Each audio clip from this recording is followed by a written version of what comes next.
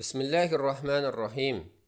Barlıq hamd sana Canabi Allahqa bolsun. Şundaqla Peyğəmbərimizə, ail tavabatlarına və onunğa taki qiyametgacha ergashganlarga durud salomlar bolsun. Aldı bilan biz bu xil elektronlik shifrlashgan pul haqida umumiy iqtisodiy tushunchaga ega bo'lsak, buning hukmini bekitish qulaylashidi. Bitcoin va uning o'xshagan elektronlik shifrlashgan pul kripto currency'lar muomala bexatar qilish uchun intayin yuqori saviyada shifrlashgan raqamli pullar bo'lib, bu haqda egilgan ma'lumotlarga qaraganimizda shar'iy jihatdan Bitcoin'ga munosabatlik ikki nuqta bor. Har bir nuqtaga qarata ayrim hukm chiqishi mumkin. Birinchi, ishlab chiqarish. Odatdagi qog'oz pullarni biror davlat apparati besib chiqaradigan bo'lsa, shifrlashgan elektronlik pullarni ishlab chiqarish biror hukmron organ tarafidan bo'lmaydi. Balki torda har kim iqtidori yuqori kompyuterlarda maxsus programmalarni ishlatib qazish orqali bu pullarni chiqara oladi va o'zining tordagi hisobida saqlay oladi. Mana bu negizlik farq bo'lib, bu elektronlik pulga kafolatlik qiladigan biror davlat yo'qligi, aksicha bu ishlarning aniq bo'lmasligi bu ishni xatarli qilib qo'ydi. Chunki bu pul tordagi hisobdan tuyuqsiz yo'qolib ketsa yoki o'g'irlansa, uni biror o'rinning to'lab berishini talab qilg'ili bo'lmaydi. Bu pullarga qarata bexatarlik andishisi bu pulni elib sotqisida bo'lmasdan, balki uni ishlab chiqarg'ichidimi bo'ladi. Chunki ularning qo'lidagi shifrlashgan pullar o'g'irlanishi yoki soxtalanishi mumkin. Kompyuterning qattiq detali yoki programmasiga maxfiyatligiga so'g'uq qo'l tegishi yoki biror torbatning vayronchilikqa uchrashi yoki sistemalarda biror ahvol ko'rilishi sababli ham qonuniy ham iqtisodiy og'ir oqibatlar kelishi mumkin. Chunki bu ishlarda to'liq xotirjam bo'ladigan kafolat yo'q. Agar siz ishlatayotgan kompyuter yoki iPad va yoki pulni saqlagan qattiq detalingiz o'g'irlansa yoki kuyib ketsa va yoki yutib ketsa, pulingizdan ayrilib qolasiz. Odatdagi pullarni bank kartalariga qochilganimizda bu farqni aniq ko'rib olg'ili bo'ladi. Banka u pullarning aslini to'liq qaytarishga kafolatlik qiladi. Davlatmi buni nazorat qiladi. Ammo Bitcoin'ga o'xshagan shifrlashgan pullarda bu ikki alohidalik tepilmaydi. Bu pullarni mayli pul deb atayli yoki atamayli, bu yerda uning qandoq paydo bo'lganligini ko'z oldimizda tutishimiz lozim. Qaraydigan bo'lsak, bu turlik pullar yo'qdan bar qilingan. Uning xam moddasi yoki fizikalik jismi yo'q. U faqat programma loyihalaguvchilarining programmlashtirgan sanspirdan yoki elektronlik shifrdan iborat. Uni ishlab chiqarishning ishlatgan tok, vaqt va shu turlik chiqimlardan boshqa haqiqiy badali yo'q. Bu tariqada uli yo'q mavhum pullarni paydo qilish oz sondagi iqtidorli shaxslarning boyliqni changaliga kirgizib olish va monopol qilishiga olib boradi. Bu cheki aniq, tutamliq ish bo'lmag'achqa, haqiqiy bir pulmi mavjud bo'lmag'achqa, soxtalik va aldamchilikqa ishik keng ochiq. Shunga qisqa vaqtda bahosi necha 10 o'rlab ketadi yoki tushib ketadi. Yuqorqi nuqtaga shar'iy jihatdan qaraydigan bo'lsak, ishlab chiqargan o'rinning noma'lum bo'lishi va uningga badalsiz erishish shariatdagi pul huqumiga zid keladi. Lekin Bitcoin tuzumi bo'yicha dunyodagi Bitcoin soni 21 millionga yetganda uni ishlab chiqarish to'xtaymish. Albatta, Bitcoindan boshqa pullarni ishlab chiqarish to'xtamamdi, bunisi noma'lum. Agar to'xtasa, uni ishlab chiqarish bosqichidan olib o'tib, uni elib setish masalasiga yo'tkalmay bo'lmaydi. Lekin yanada bu pullarni kim chiqargan, uningga qandoqsiga badalsiz erishidi degan savollardan o'zimizni qochira olmaymiz. Buning javobi mundaq.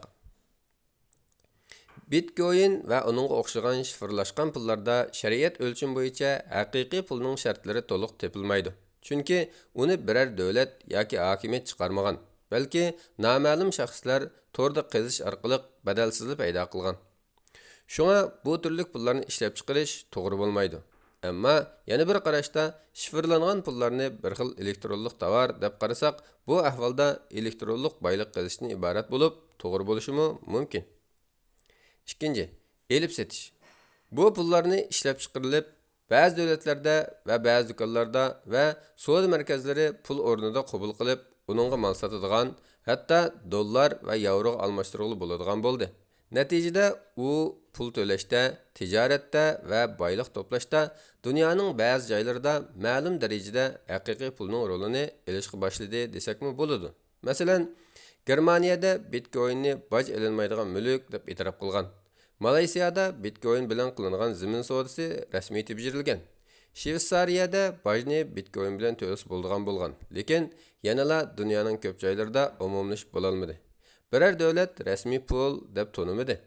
Agar haqiqiy pulning rolini o'ynashga boshlasa, bu chaqda bu pullar pullik salohiyatni biror hokimiyatdan emas, amaliy reallikdan qo'lga keltirgan bo'ladi. Bundaq ahvollarda bu pullar zakat ayirish, boshqa pullar bilan ayrivashlash, naq-naq qo'lga topshirib elish va qarz berganda o'simsiz berish qatorliq masalalarda shariatdagi pul ahkomlariga bo'ysundirilsa bo'ladi. Uning eng yaxshi aloyligi boshqalarga pul avatish banksiz va nazoratsiz elib berilgan bo'lg'achqa ham arzon, ham qulay, ham tez, ham bexatar bo'ladi ekan. Va bu aloylikni elib kelgan mavhumlikning o'zi dal u pulning ojizlik nuqtasi deyishga bo'ladi.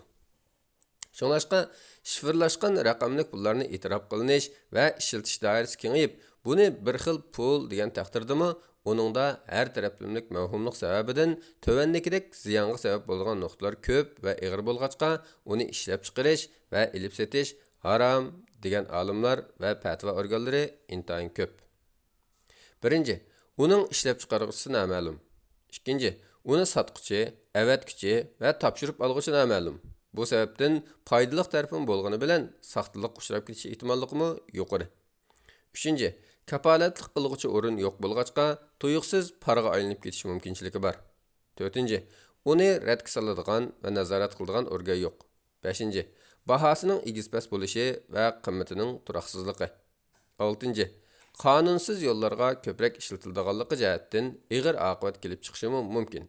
Avstraliyalik bir tədqiqatçı bu pullarning qanunsuz ishlarga ishlatilish nisbati 50% atrofida bo'layotganligini yakunlagan. 7. Pul yoki mol-mulk bo'lish salohiyati yo'q. Bularning hammini ikki narsaga ixchamlash mumkin. Aniqsizlik va xatar. Bir narsaga ixchamlasak, ziyonni ig'ir tortish ehtimolligi kuchli deyish mumkin. Natijada bu ish qimorga o'xshab ketadi. Payg'ambar alayhissalom noaniq bo'lgan savdoni qilishdan to'sgan. Şifrlangan bu pullarda odatdagi pullarda bo'lgandek qonuniy va boshqa tarafdan bexatarlikka kapolatlik qilish tepilmaydiganligi uchun bozori kasatlashsa yoki aqmas bo'lib qolsa yoki texnikalik xatolik yuz bersa, bu o'zini va milini xatarga yo'liqtirishdan iborat. Mol-mulkni qo'g'dash bo'lsa, shariat ko'zlagan nishonlarning biridir. Shunga bu ko'pchilik olimlarning qarashi bo'yicha hozirgi chaqda uningga mablag' selish, uni elib setish to'g'ri bo'lmaydi. Buningga mablag' salganlar darhol uningdan qo'lini chiqarib olish kerak. Agar keyinchi umumlashib qonuniy jihatdan e'tirof qilinib, biror davlat yoki rasmiy o'rin bu pulga kafolatlik qilsa, ondan bu pulning shar'iy taraflarini o'ylashga bo'ladi. Olimlardan yana uni harom demagan, lekin hozircha uni ilib sotmaslikni tavsiya qilganlarmi bor. Balkim kelajakda bu turli shifrlangan pullarni davlatlar chiqarsa yoki noma'lum shaxslar chiqargan pullar davlatlarning yoki keng xalq ommasining qabul qilib ishlatishiga erishsa, balkim hukm o'zgarishimi turganli gap. Yana ba'zi olimlar bu haqda Islom fiqh komitetlari atrofliq muzokara olib berib, shifrlangan pullarning hukmini kollektiv chiqargan fatvo bo'yicha bekitishni kutmoqda. Vallohu alam. Fatvoda doktor Abdulaziz rahmatulloh 2019 yili 8 oyning 1-kuni